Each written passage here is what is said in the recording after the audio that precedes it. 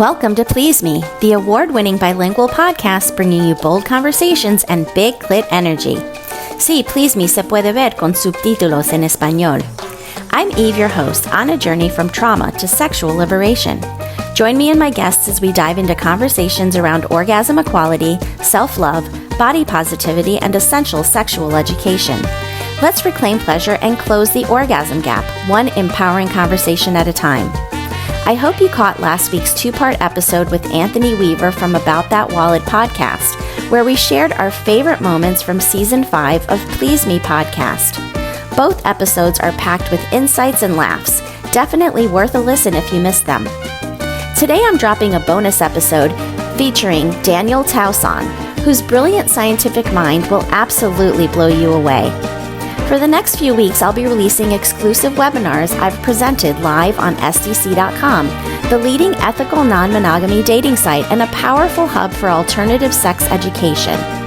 These sessions are part of my Please Me Health Collective on SDC, where I host a free monthly webinar focused on sexual health, pleasure, and empowerment. Check the show notes for a free trial code and come join this transformative community. A huge thanks to everyone leaving reviews. Please Me continues to rank in the top 10 global sexuality podcasts. Your support means everything. Keep the love coming by rating the show and join us on Patreon for ad-free episodes, bonus content, and early access. And be sure to sign up for my newsletter on Substack for more Please Me related news. Please Me is for mature audiences. Sit back, relax, and surrender to the pleasure of Please Me. ASN Lifestyle Magazine is your go-to source for sex-positive, sophisticated content covering everything from the swinger lifestyle and adult entertainment to intimacy, wellness, and more. You can read every digital issue for free, and subscribers get access to exclusive content. See the show notes for the link to subscribe and check out their Instagram. I'm excited to share that I now have a monthly column in ASN called Big Clit Energy, a Please Me series. Don't miss it and subscribe today. Welcome to Please Me, the podcast that aims to destigmatize conversations about sex and sexual health by turning the sheets into our classroom. I'm so excited to welcome you to Season 5 and to let you know that I have guest Daniel Tausan on the show today, and I hope I pronounced that right. He studied stem cell biology at the University of British Columbia and is a scientist and researcher who studied biomarkers of health and how to develop biological age calculations looking at your biomarkers of health, which I find fascinating. Now he's launched Timeline Science to help you align with your unique genome and health goals. And I am such a nerd, so I absolutely love talking about anything scientific. But I want to just preface this by saying that we are going to do our best to talk in layman's terms so that everybody out there can fully understand what we're talking about. And I just want to welcome you to the show, Daniel. Hi, how are you today? Welcome to Please Me. Yeah, thank you so much. Yeah, I'm a nerd at heart, but I was born a jock body, so Okay. I didn't like the academic route. They spend a lot of time, pretending to say things that are very complicated when in fact, all I'm talking about is blood. What's in your blood? Is your blood clean? And what does that mean for your health? So I stepped away from that academic world to be that bridge, that liaison between all this, to me, really fascinating jargon, the molecular details of our life and existence. But, how do you tell that to your average everyday individual? Because funny enough, Absolutely. with Mhm. what happened in the last 5 years, I've heard firsthand from people that are very far away from the academics, have a better understanding of what science is, So it's kind of funny. You see this turn of the wheel happens so much that people lose themselves in this intellectual masturbation. They just keep going down the hole of trying to make something more complicated than it needs to be, that at the end they can't even tell you in a sentence what science is, whereas the everyday man just knows the expectation. It's evidence-based knowledge, So happy to be here, happy to share some secrets on health. Amazing. I love evidence-based knowledge. I mean, this is what, physical therapists, which is my background and my career, we try to do everything that we do being evidence-based, because we want to make sure that, you know, what we're doing is proven. And so I love that this is what you're doing. And you mentioned clean blood, right? So I would love for you to kind of define that for us, right? Because your blood tells the story of your health. And so this is why doctors are always asking us to get blood tests. And I find sometimes that even when our blood tests are off, the doctors sort of poo-poo it away, saying, oh, well, it's only borderline, so you don't have to worry. But I always say, look at your blood results as well. Don't just let your doctors, you know, brush things off, because your blood is telling you a lot of information. So do you want to jump in and tell us what clean blood looks like? You're 100% correct on that. Absolutely. That you should get interested in what's your blood telling you, even if you're healthy. Because if you go to a doctor and you say, "Hey, I'm doing good right now, but I want to be better. Like, I want to go from okay to being resilient, phenomenal. You know, I want to have a libido when I'm 80." Yes. What is, you know, how do I do that? The doctor will very quickly tell you, "Get the hell out of my office. Don't waste my time. Come back to me when you have a problem." And this is something where a lot of people are coming to the awareness, like, okay, my doctor isn't there to help me gain or have a great bill of health. They're there to help me when I'm sick. You know, and though we call it healthcare, it's by practice sick care.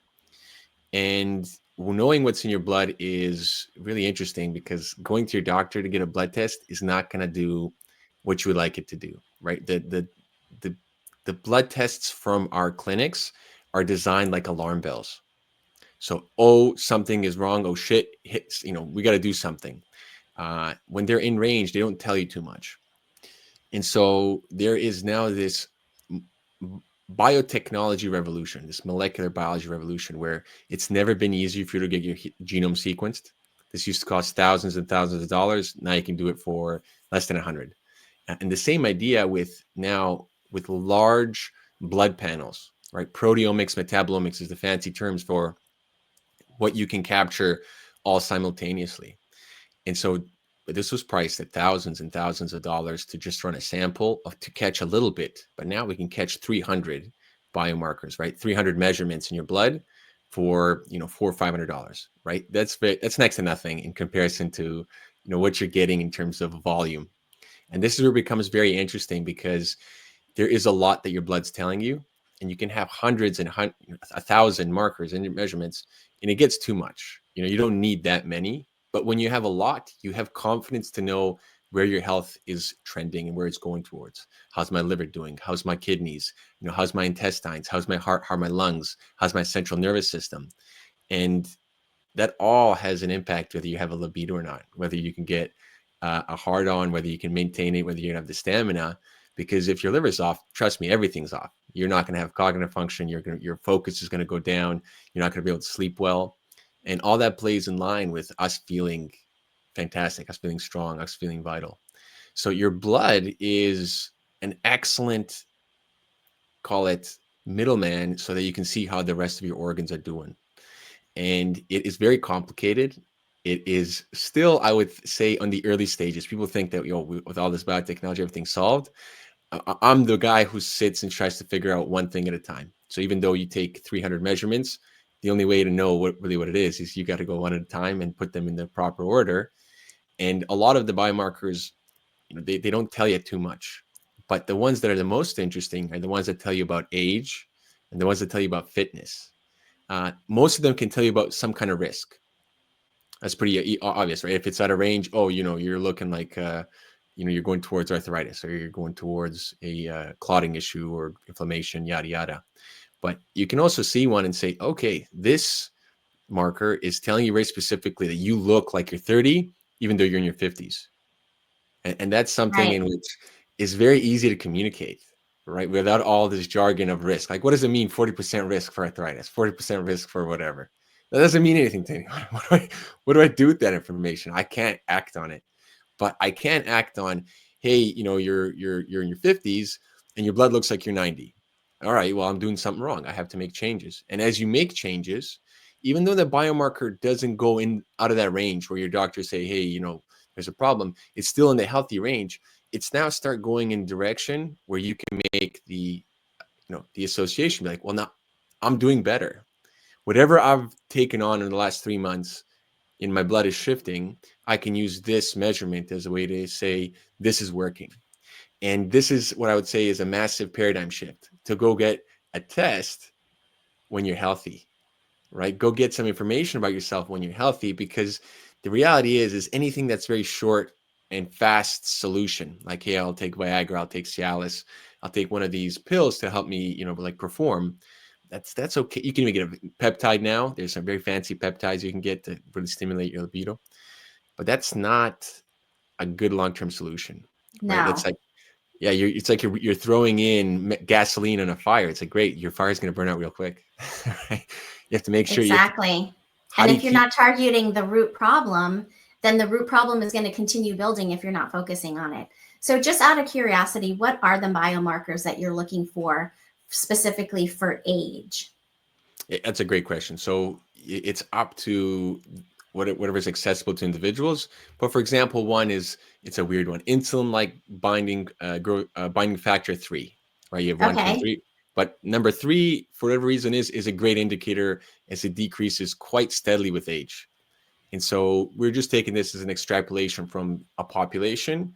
And now when you take a look at the individual, this is where it really matters, because who cares about statistics if they don't apply to me, right? That's the honest truth. It works for 60% of people. Who cares? That's not me, is it?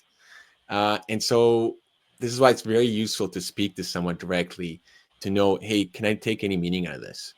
And for the most part, you can't just rely on one. So there's a few others, right? They might not have any meaning for most people, but like alpha 2 macroglobulin, this is just something our liver makes to help support, zinc going through our system, help support your joints. And when you physically train, it goes up a little bit. When you start aging, it can start decreasing quite quick. And when I say aging, doesn't mean you have to, be in your 80s and this go low. It's just you can physically see someone, when you haven't seen someone in maybe 5, 10 years, and like, oh, they aged terribly. Right? That's what that is. There's a shift in what the biology is able to upkeep. And the earlier you put effort in maintaining, call it vitality, and maintaining this life force, the sexual energy in particular is something key to maintaining your life force. The easier it is, right? The more that you wasted the honeypot, so to speak, it's harder and harder to call it push back these aspects of aging. Not impossible, and even at age 60, you can still reverse some, call it, bad decisions that you had your entire life, and still get the next, call it, 20 years to not be full of, call it, problems, right? I think there Yeah. is a very, very big misconception that with aging comes all these diseases. It doesn't have to. You can age It well. does not have to. You can age well, and you mentioned erections, and you also mentioned Viagra and Cialis, right? So, what can people do besides popping those magic pills that actually work for a time, but then eventually stop? Because the issue is blood flow, right? And if suddenly your blood is not flowing because everything is so clogged up, they're only going to work for a certain amount of time. And I often will say that, if you have erectile dysfunction, most likely you also have the beginnings of heart disease. So you need to really pay attention to that, right? So, what can we be doing instead of popping those magic blue pills to increase our health and clean up our blood? Absolute genius, by the way, with the hey, if you have erectile dysfunction, there's going to be now subsequent problems. That's absolutely the case. And so, what can people do? Well, one non-negotiable is to have a healthy relationship with food. And people Yes. call it intermittent fasting, but this isn't really fasting. We're talking about, is it healthy relationship with food, in which you are not abusing your, call it, rest and digest portion of your system. Because when you eat food, you inhibit cleaning your blood. You have to deal with the food. The food's coming in, and you don't have time to do anything else. It's actually a 4 to 6 hour delay before you can get back to doing other things. So usually you don't eat a massive meal and then go have sex right away. That's not usually, oh, I'm too full, give me a moment. And so if people understand that this is a non-negotiable, like, you must live this way if you want to avoid disease. Breakfast, lunch, and dinner were a massive marketing, call it, ploy. That's not biology. We've known this from biology textbooks for heck from like the early 1900s. It hasn't changed. Our genetics and physiology hasn't changed in the last 150 years. And so the intermittent fasting, let's call it that, is just very simple. You know, you pick 2 times you want to eat in a day. You want to eat once. You have your meals at that time. You can have fruits, you know, outside of it, which would be okay because they pass fast through the system. But doing so will help alleviate what's going on in your colon. And your intestines are, well, I know from quite a lot of individuals that I've worked with, they can't get, both men and women, they can't get turned on. They can't get into the, if they have a full colon, if they need to go to the bathroom. And so this is very mechanical in a sense, because though, you know, we're wiring. If the nervous portion of the wiring is being pushed up against because there's just so much stuff you have to get out, you don't have that neural conductivity. If you don't have the neural conductivity, you can't get the blood flowing there properly. And so just having a clean colon will change how people's, you know, like their sexual appetites, their desire, their actual, you know, the strength, the erection, the pleasure of their orgasm. And so that part is very simple. And funny enough, about 70% of the diseases that we have today are just dealt with the colon. Is your colon leaking? Is it, you know, are you reabsorbing nutrients? Are you passing food properly? And our diets are not great in terms of what's present in our food and how that helps with, call it the colon. So things like soy lectins, guar gums, all that slows the system down. And so this is something where there's terrible advice circulating, where the idea is, well, just eat more fiber. But if you can imagine, like your tube is paralyzed, eating more fiber just swells up the tube. And yes, you can mechanically push through that, but you want to be able to get the tube to be able to squeeze. And so you have to go through this portion of, for example, fruits, meat. Meat's one that can pass easily if you haven't caused too many problems, so that your passage of food is very healthy. So that one's the simplest one. So incorporating this notion of fasting, now that spills over into real fasting. Okay, a male fasts for 24 hours. What happens is, it's very funny in terms of biology, but you know, the resources get shunted to the central nervous system, so he becomes very focused, and then to his genitals. So for the man, as we fast, about the 3 to 5 day mark, we become more clear of mind of what we want. Hey, we can go hunting. We got to kill the prey. And we want to mate like never before. We get massive amounts of desire to have sex. So just fasting alone transfers that energy. Now, if you backed up your system, if you have a lot of problems, this might not work phenomenally for you. You got to do a process of cleaning out your blood before now you re-experience this phenomenon, before the hormones can start kicking up again, right? And we do a thing So where we exhaust. let's talk about intermittent fasting and how you recommend people doing that, right? Because you know, it's a chunk of the day where basically you are not eating, and that gives your body the opportunity to focus on other things. Like you said, if you're digesting all the time because you're constantly snacking, right? Or you're eating at night right before you go to bed, which I sometimes do, and then that is like the worst thing I can do. It always messes up my digestion throughout the night and it wakes me up. So very important to have a period of time in the day where you're not eating anything, so that your body can be fully digested and your body can focus on other things, like, you know, taking care of that cold you have or whatever it may be. So tell me what your recommendations are on intermittent fasting specifically, and then also on how often you think people should fast, as in like in a 24-hour period, you know, once a week, once a month, something like that. You let me know what you think your recommendations are. Yeah, absolutely. So for the individual, that's okay. There's no problems with their health. What I would recommend is ASAP, as soon as possible, you figure out within your schedule when you want your 2 windows of eating to be. If you are a laborer and you wake up really early and you really like to eat early, that might not be ideal, but it's okay. You want to eat at 6, fine. Your next meal might be at 2 or 3, and that's it. So in those 2 time windows that you're eating, they need to have enough calories so that you're not losing weight. It's that simple, right? Whatever the calories that you're of your choice. And it needs to complete, really more so than the calorie proportion, nutrition component. And when I say nutrition, remember the reason why we eat food is, yes, the calorie part, which is the easiest thing today to find, but it's, for example, like omega-3. You're not burning omega-3 for energy or converting it for energy. You're using that omega-3 for your brain, for your immune system, for your, for your cells, for your gonads. You're using that as a resource. And so that's really what you want to be looking for when you're thinking, I got to eat stuff, I got to bring in nutrition, I'm eating healthy. That's what eating healthy is. It's knowing these things that we got to just parsley, cilantro. These are things that help clean our blood. They're not going to give you calories, but they're actually going to set your system up for the nutrition that it needs. Lots of So fruits and vegetables. fruits and vegetables And are herbs. And herbs, yes. yes. So that's herbs are one of the things in which we can consume a lot more of, and it'll be a lot better for us. And a Mm-hmm. little bit of different herbs rather than, you can't take them in large concentrations. Consistently makes all the difference. So for the majority of people, 10 and 6 work out perfect. You have your meal at 10, you have a meal at 6. You're still eating for comfort, because the ideal simple thing for a human being is just to eat one meal a day. And for myself personally, what I do is I have 2 meals, and then every second or third day I have 1 meal. Not because Okay. I'm forcing it, but I'll Mm-hmm. wake up and I'm not hungry. I'm doing stuff. I have a black coffee with cacao, salt, and cardamom in it for my, call it, little coffee hack.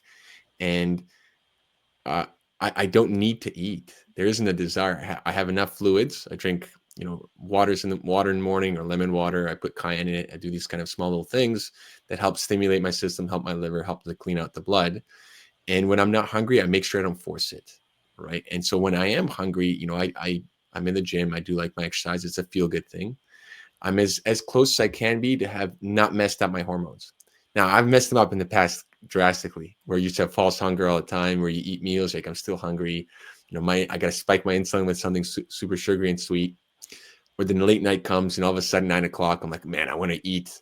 This is where it's a good sign. Like, okay, I need to figure out what's going on, because this isn't how circadian rhythm is supposed to go and flow. What should I be doing different? And so this is something I think is very, like, an easy rule. You need to stop eating about 3 hours before you go to bed. And if you do, Okay. your sleep will be way better, Mm-hmm. because if you eat right before you go to bed, your liver is now doing the process of cleaning, and it needs to tune in with the melatonin production that you're going to make as you're about to fall asleep. And the more that you interrupt this, the faster you age. So we know from, I think, like the 70s, the importance of melatonin production and aging, and how that, as you age, your ability to produce it, your ability to respond to it, drastically goes down. And so it's not just the brain in which this is responsible for, it's your skin, it's your organs that have these receptors that respond to this. Really, it's a regenerative molecule. And when we think of, okay, it's a regenerative molecule, don't mess that up. That's actually the first rule for longevity, is you have to know your recovery systems, and you can't damage your recovery systems, because, heck, you damage your recovery systems, you're dead the next day. And the big thing here on the longevity, call it the molecular detail, just to throw in here, very simple, is that people think, oh, DNA, that's the intelligence, that's the brain of the cell. No, the DNA is the gonads of the cell. It's the reproductive portion of the cell. So you Yes. can destroy the DNA, but the cell will still be alive for about a day, 2, 3, depending on what cell type you're working with. You drop a little bit of glucose, it'll swim over to that side. You drop a little toxin, it'll swim away from the toxin. But then after about a day, it can't regenerate the machinery it needs for life. And so it dies. And so it's the same idea with sleep, recovery systems. That will make sure that you can still perform and function when you're 80. And I do love saying that, because I have individuals, that I've learned from, that really showcase what aging, is, because, they're standing at age 80, giving me a lecture, they're still having fun, giving seminars, sharing their wealth of knowledge, while they're standing on a Bosu ball, holding a dumbbell for an hour. That's impressive. That's impressive. I wouldn't be able to do that, and I am not 80. I want to talk about longevity, because you just brought up longevity, and I want to talk about the 5 pillars of longevity. Can you fill us in on what those are? So number one there is recovery systems, right? So we think, what is that? It's sleep, right? Sleep is number one. Yes. But when you Super, think, super important. and we used to nap at certain points in time and within our history, people that end up napping, 20 minutes, 30 minutes, they seem to do better overall for longevity. And so the sleep portion and this big idea of recovery systems it falls in is the big umbrella, which everything else that I'll say afterwards falls still into why they're important. The second one, it's not even nutrition. Nutrition, when you want to look at, from the big science support of things, all you're looking at is, does someone meet the, call it, minimum requirements? And if they don't, they're going to get disease. Say if you don't get enough vitamin D, you have problems, bone problems, immune problems. If you don't get enough vitamin C, you can't produce collagen. You're going to have issues with your immune system. You're going to wither real quickly. So just not having a nutrient doesn't even let you get to 100 years old. So it doesn't actually come up in statistics to be like, okay, well, that's the thing that's separating them out. If you made it to 100, that means your nutritional requirements have been met. But what does come up as number two is this notion of, does a person incorporate fasting or not? And I have not yet met a centurion. So I have a hard on for people that make it to 100 because I want to hear their story. I want to know, what did you do? How did you make it there? So the last person I met was I was in Wyoming not too long ago, last year, and I met a gentleman that was 101. Now he's not doing great at 101. Like he's now starting to feel some problems, but 101 Wyoming, I wouldn't expect in Wyoming to meet a 100-year-old. And so what did he eat? What did he do? I had an opportunity and chance to talk with him, and he had the lifestyle. He's a rancher, so he's eating the things in which most people say aren't good for you. But, he woke up before the sun. He stopped eating around 2 because he found that if he ate later in the day, it would cause him to have problems. He wouldn't be able to wake up. And it never ceases to fail when you talk to these individuals that they have some kind of structured life. They're often very religious without the religion. That's another thing. That's, maybe a spiritual component of, and a purpose, right? Absolutely. So the fasting part in every culture is present. In almost all religions, there's a component of fasting. And the more we engage with it, the more we understand how to, play within the boundaries, the limits of our own physiology, the more we're going to get, I think, call it tapping into our potential. Because having to eat constantly is a weakness. That's a fact. Hey, a person can go 4 days without food. Another person's like, I can't. I need a snack every 30 minutes. Like, we can't do anything with this guy. I always say, if I was to, end up on a deserted island with a group of people, or on a boat somewhere where, we were in the middle of the ocean, stuck in the middle of the ocean, I would just donate my body first to be eaten by everybody else, because I wouldn't make it past a day without eating. I just love to eat, and I need my meals. And so I totally understand that, but you're absolutely right. The fasting is so key so that your body can do other stuff, right? Your body is not just about digestion constantly 24/7. You have to give it time to do other things. So I love this real focus on fasting. That's one of the pillars, right? And so did you cover all of them already? So the first one was sleep. So first one, the second one was fasting. Nutrition, getting enough nutrition. Yeah. So second one, the idea of nutrition is fasting. Fasting, okay, and you have to get enough nutrition in order not to be able to even talk about, call it, what diet you're on. The diet's not that interesting. A 3 is going to be putting yourself in uncomfortable scenarios and dealing with the stress. And so cold exposure is one of the most potent ones. It's going to cause your physiology to adapt. Cold plunges. So if you take a look at animals, you can take a look close to the equator, and similar species, as they go, call it, more to the poles, the species get bigger. So cold is a stressor in which allows biology to rise to the challenge and adapt. And so cold exposure for human being, there's something very unique stuff that, maybe it's a little bit outside the scope for what we'll talk today, but no other creature like us responds to the way we respond to cold. So cold and those stressors, so rising to the challenge when stress comes. One is kind of like I mentioned, it's mood and temperament. And this one, we, from the science side, are seeing more ways to be able to pull this out. But the idea of mood and temperament is that, the individuals that make it to 100, they have a certain joy for life. They have a certain, like, you can't get to them. It doesn't matter what you say. You can say, oh, the world's coming to an end. They'll say, bring it on. Right? Let the games begin. They have a very in tune system with their emotions. So if they're positive angry, outlook on life is so key. Yes. Absolutely. And it's not like they don't experience, call it, what we'd say, like the lower end spectrum of emotions, is that they use that to make action. They find what's bothering them and they act on it. They don't suppress their emotion, which is, I think, That's something that so we do terribly too. in this day and age. And then the last one, it goes into this notion of there are small things that you can take that really help your system thrive. And so I'll say, you know, like a tiny little bit of alcohol can be good for the system, but ever so slightly more, it's poison. And so this It's notion of, like one of hey, those stressors that you're talking about. You're stressing your body in a certain way that's going to make your body, start to try to heal and try to get healthier. absolutely, And absolutely, so alcohol can be one of those things. And what are we talking here? Because, we're talking for a people tiny out amount. there that, those people out there that have like fatty liver, or, we're not talking about, like massive amounts of alcohol. How much are you talking about? Like I'm a talking shot, about less than a for shot? for about 100, 180, 150 pound person, we're talking half a shot, so like a Okay. thimble, and that's Got it. used with a meal as a digestive. So you'll see in a lot of the high end restaurants and whatnot, you'll get this tiny little brandy A little that comes aperitif. exactly with, close to after the meal, right? It's Hmm. sort of this like little sweet little close the palate type of just little digestive.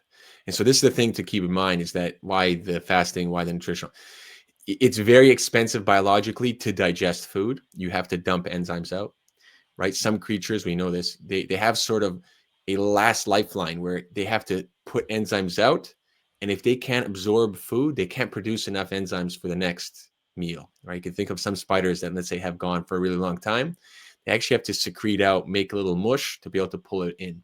And this is true for a human being, where you the more you're asking your system to digest, the more difficult it is to digest the food, the more energy you have to expend, and the more you're tapping into your honey jar of life. So foods that I are love very that easy to concept fast, of the honey jar of life. I love it's that like that in a concept. lot of ways. And you mentioned fruits. So fruits are one of the easiest thing for us to digest. They pass the fastest through our system, and Hmm. that's one of the best foods that you can think of. Okay, this is great for my system. Green stuff usually is very, very good. Obviously, don't take stuff that's going to poison you.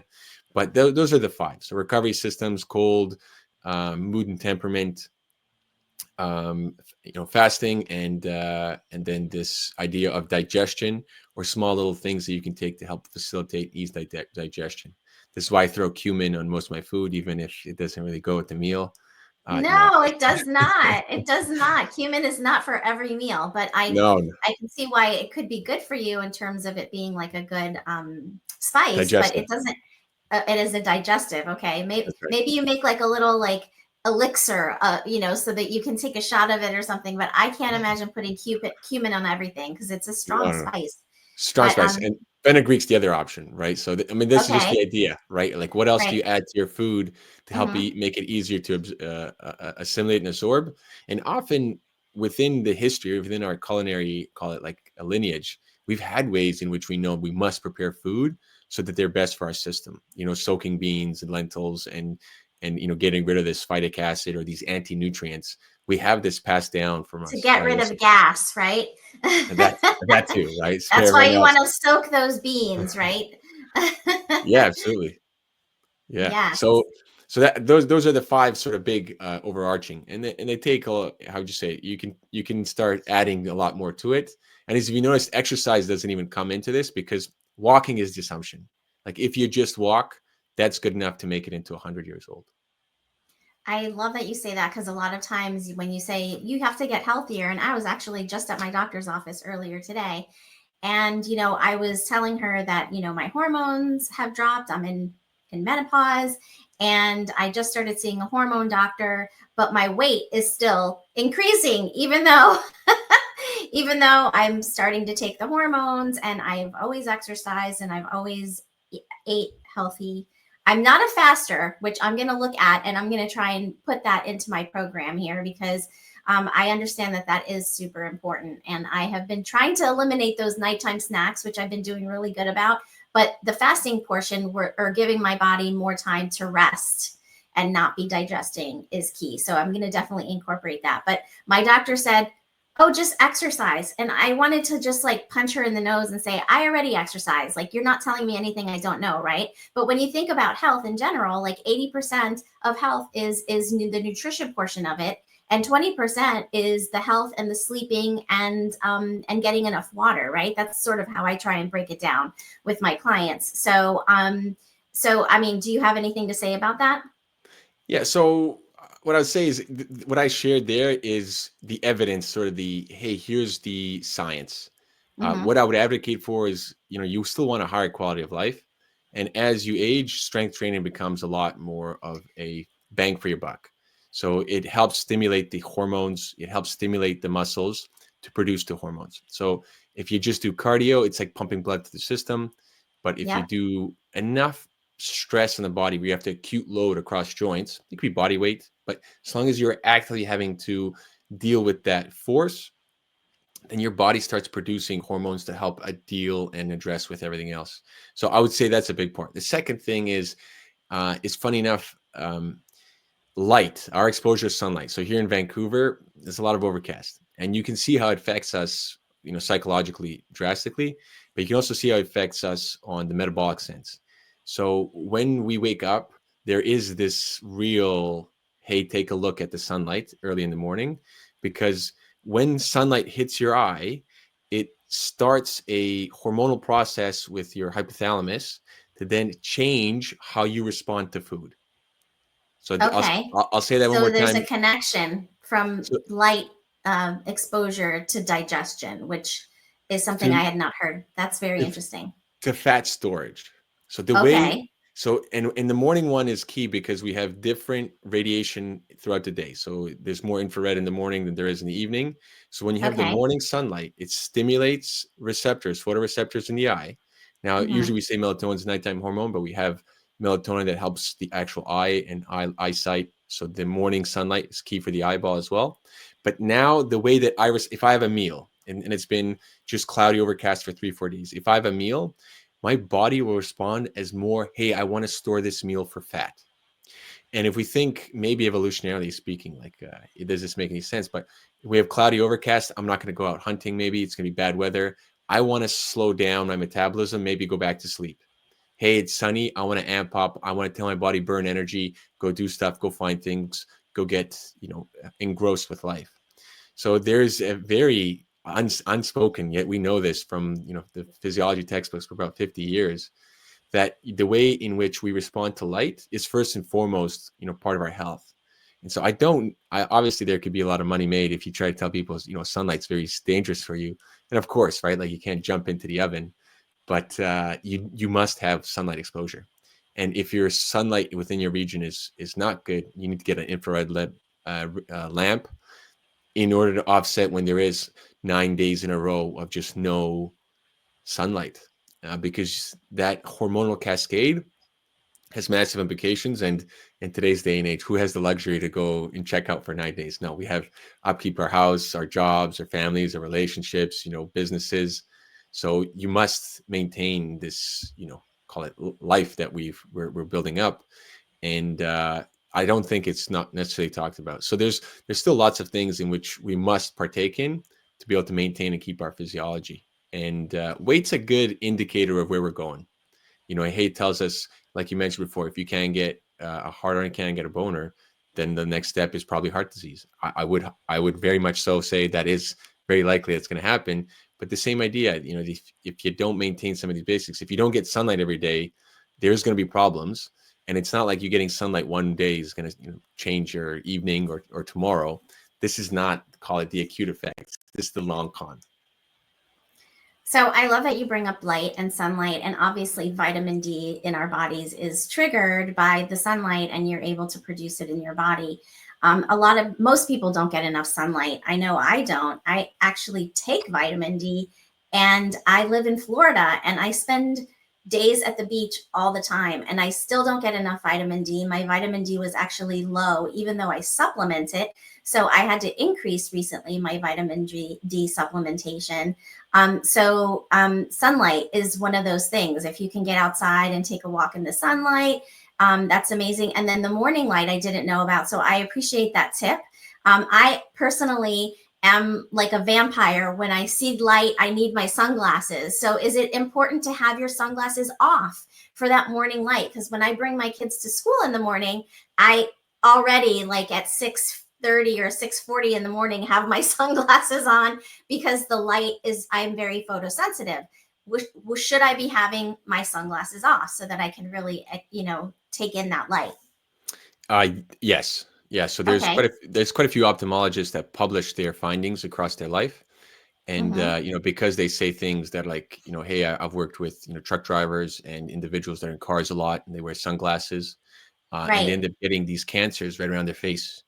And so there's like, Hmm. well, it's a very weird thing in which like they're quite protected from the sunlight, yet they're getting the cancers. And so, there's, I think, a misunderstanding of really what's going on with sunlight and how our system responds to it. It's not just vitamin D that we produce, of course, there is vitamin D, but serotonin, vasodilators, like I mentioned again, it starts your hypothalamus. So there's a quite an interesting cascade of events just when sunlight hits our skin. And it's not necessarily, you shouldn't stare into the sun, but just by having your Right. Right. glasses off, lights bouncing all over the place, and you just looking at something that's shining is important. And one very easy thing you can do is, take a moment, take 3 minutes where you relax, you point yourself towards the sun, bring your eyelids, let's say 70% closed, and just look at the ground, right in front of the sun. So the rays bounce once and go into your eyes. That's just one way you can consciously start bringing that in, It's a especially great if you tip. have Mm-hmm. photosensitivity, right? And I would say Yes. one thing I don't have ironed out here, but I have the basis to start, is I have a suspicion carbohydrate metabolism. So all the carbs that we love, the starches, all the foods, they play a role in how we have light sensitivity. So I know from a few individuals that got, let's say the doctor told them, and I kid you not, they have now an allergy to sunlight. And some of the individuals, they're like, Daniel, what's going on here? This is crazy. Can I actually be allergic to sunlight? I said, that makes no sense. But let's change a few things from what's going on with you. And so they traveled around the world. They were on cruise ships. And this, both individuals, the same story, one male, one female. And when they came back, they had terrible rashes that would come out once they come into the sunlight. And so I said, no carbs whatsoever, because the way you metabolize carbs uh, causes a certain pathway to be activated, which then might cause a little bit of a problem. And so it took him about in 3 weeks, and with just a very specific detox protocol, like helping them pull stuff out of their blood. And within 3 weeks, hey, I go in the sunlight, no problem. And then, Okay. a month later, okay, you introduce the carbs. Is there an issue? No, there's no issue anymore once the carbs are reintroduced. But so long as the carbohydrates was very high and plentiful, it was messing up with their response. So what exactly did they pull in terms of maybe an unwanted pathogen, or maybe they acquired some kind of weird residue in their system with the working through the cruise ships? I don't know. But I do know that you have these, call it, it's not so simple interactions. It's not like, oh, sunlight causes cancer. No, like sunlight causes problems if you are metabolically in a state in which it's going to be susceptible to sunlight aggravating issues. But you have to say a lot more than just call it the very, I think, bare bones in which the mainstream, or I would say the fashions in science, like to throw it out there. And I think this is where we've lost a little bit of that scientific skepticism, where you need to request more or higher standards from individuals that are telling you this. You have doctors, you have professors, you have all these people with qualifications just saying bare line, I would say, like unacceptable things, in which I think 30 years ago, had they said this in a public setting, they would have had their credentials challenged. Now they can go about saying this because there's this marketing campaign behind it, and Yes, knowing how to there's always trying to sell you something, right? And so it's exactly. really hard to understand like what you're supposed to be doing, and so it becomes very difficult as a consumer to really figure out, there's this diet, there's that diet, there's this medication, there's that medication. So how can we, and let's just wrap it up here, but I have one more question for you. How can we tie all of this information into sexual health, and how can we improve our sexual health by looking at our blood and our biology, etc.? Yeah, I mean, the first thing you can do is you can go get interested in yourself. Even a basic blood panel, that's a great place to start. But have that information for you just on a regular basis. In 5 years, Mm-hmm. 10 years time, it might become super useful, but you might have to go get a little deeper in terms of the actual biomarkers. Now, this is available to us, but you don't need any of it. Mm-hmm. The reality is you can just check your resting heart rate. You can check your blood pressure. These things are very simple. You Yep. can check how you inhale and exhale. So if you can inhale slowly and control it, let's say for 12 seconds, 16 seconds, I already know that your lifespan will be in the 80s. So your physiology is telling you constantly it's predicting your outcomes. And so one of the most important things for your sexual health is that your lung capacity is strong. Your lung capacity is tied with your heart. So this means, again, maintaining the system in certain regards. And for sexual health, I know we didn't touch on this today, but the way you have a mental skill called imagery. And I think this is the special sauce that I've learned from the individuals that are still making love, in their 60s, 70s, and 80s. It's your responsibility to maintain this desire to engage in this activity because it brings pleasure, because it makes you human, because it helps you connect with the person that you're closest with, this intimate relationship. So this mental imagery in which really is what we bring into our life, and you're in control of Absolutely. it. And so it's the same idea for your health. If you understand, hey, I'm going to do this thing of longevity, I've heard, not because I care to live to 100. 80 is good, but I still want to be 80 and still be able to, have sex. I think that's a real good motivator for individuals. And so this is something actually the men that I speak to, when they don't care, like, oh, whatever, I'll drink, I'll do all this stuff. I'm like, well, do you still want to have a boner in 80? This ego comes out. I love it. Right. Like, Yes. yeah, I do. What do I have to do for it? Well, you have to take Mm-hmm. care of your system. You have to get a little bit interested in what that means, take care of your system. And you got to find strength in, fending off where I think are the easy conveniences. Comfort kills the soul. And when we band together, when we have a supportive structure around a brotherhood, a womanhood, just a community, it's a lot easier not to fall of like, well, I need to eat, no, someone's around there. Like, no, you can do it. It's the same thing with the cold exposure. Everyone says, oh, no, I can't do it. They come with me. We do a breathing exercise to warm up the diaphragm, to warm up the nervous system. And I just talk to them. I walk in first. I just keep a conversation going. And next thing you know, 30 seconds in, they're like, I can't believe I'm doing this. So, And you're talking about how cold. I was actually just at the beach the other day, and it was a very overcast day, and it was only about 73 or 4 degrees. So it was a cooler day in Florida. And the water was so cold. And what helped me to get in there was imagining that, and the mind is such an amazing thing. I was imagining and telling myself, I am a mermaid. This is where I belong. And I just walked straight into the ocean. Usually I'm like, oh, the wave comes and I'm like, and I just kept telling myself, I am a mermaid. This is where I belong. And I just I love walked it. straight in. So I love the mental imagery that you mentioned before. And our minds are such a creative place to, create fantasies and really enjoy that sensuality and sexuality that we were meant for. It's part of who we are, part of who we are biologically, and we all deserve love and pleasure. So I love that. You want to say one more thing, and then we're going to wrap it up. Yeah, I'll say from a personal side of things. So I'm 36. I don't Mm-hmm. have any, call it, thank God, any issues. I've dealt with a lot of my health issues from a young age. I'm here today because that was my journey of solving it on my own.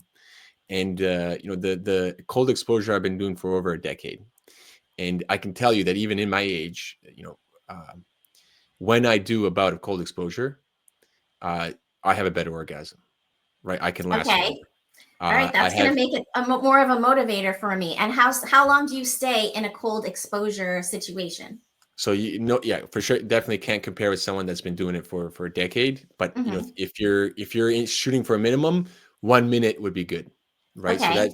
that's overcoming the pain, coming to a sense of relaxing with the breathing, finding controlled breathing. And the secret's very simple. While you're in the water, big inhale, control the exhale. Big inhale, control the exhale. As you control the exhale, you'll control the pain, you'll control the nervous system, and eventually you become okay with the cold. A minute's good. Now, Okay. next time, a minute and 5 seconds, a minute And and build 7 up from seconds, there. a minute 10. No zero to hero. I've had more than my fair share of individuals go numb and have nerve tingling for months on end. Just very Oh, slow exposure. that's And not good though. You don't want to cause damage to your nervous system. you don't. And this is why, you don't want to go in there for 10 minutes on your first time. Okay, Right. So I have absolutely. the macho guys want to show off. They come in. Oh, look, it's like, no, you've gone numb, buddy. I got to take you out. So I've learned now, I'm a little more responsible. Where someone starts playing that game, I don't let them. I say, you know what, next time you can do this, not in my presence, but when my presence come out. Right. So Well, go ahead. that's just a hack. I think it is Mm-hmm. acute. So people, we're talking about this long idea, this long con for life and health. Well, there's a very acute exposure with, hey, this is what I experience. Now, what I've heard from a lot of individuals, especially when they're not the best state, they'll really want to sleep after the cold. Okay, good. Go to sleep. You'll see when you wake up, you'll feel revitalized. Your body Wow, yeah. Your will body's be telling you to rest so you can heal. That's incredible. exactly. And when they wake up, they experience that sexual rejuvenation. So that's something very simple people can partake in. And I'm very lucky. I'm exposed to cold here plenty here in West Coast. So I have it free and accessible, no problem. I can go into our ocean here, and it's around 7 degrees in Celsius. So I can't do the conversion, 30 something in Yes, Fahrenheit. So it's much it, colder there than here in it's Florida. easily accessible. And I think in Florida, that's something maybe to think about long term. You can do as simple as grabbing a bag of ice, throwing it in your tub, you're good.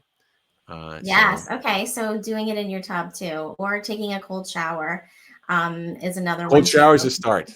That's I Yeah, would say an easy it's a start. Yeah, good start stop. hot It's a and cold. good place to start. Well, I want Yeah, to make sure that my listeners can find you. Where can we find you if anyone yeah, wants to reach out? yeah, for sure. Yeah, I'm on Twitter. You can find me on Twitter. If you message me, I will get back to you, or you can contact me directly on my website, Timeline Sciences. There'll be a newsletter coming out shortly. You can happily join in on that. That's just free information on what you can do, what the non-negotiables are. Timeline Science is very simple. We have one timeline we're a part of. What do you use science for? You use science to describe it, right? You want evidence. You want something to go off of, and you are the evidence. You see, that's the thing. You don't wait for statistics to catch up to what you need. You, by nature of existing, show what's possible in life. So don't wait for someone else to go through hopefully your emotions. You be there, you lead it, you decide where it ends. Fantastic. Well, thank you so much for being on the show today, Daniel. And you can find me on pleaseme.online as usual. And, reach out to me there. Make sure that you send me a note on the contacts page. I would love to hear from you hear what you're interested in hearing about this season. And again, thank you so much for being here today. Have a great day. Until next time. For ad-free listening, exclusive bonus episodes, Eve's library of archived webinars, and early access to new releases of Please Me, become a monthly supporter on Patreon. Simply open the Patreon app on your phone, search for Please Me, and subscribe today for premium content and more. Cheers to finding your pleasure and big lit energy.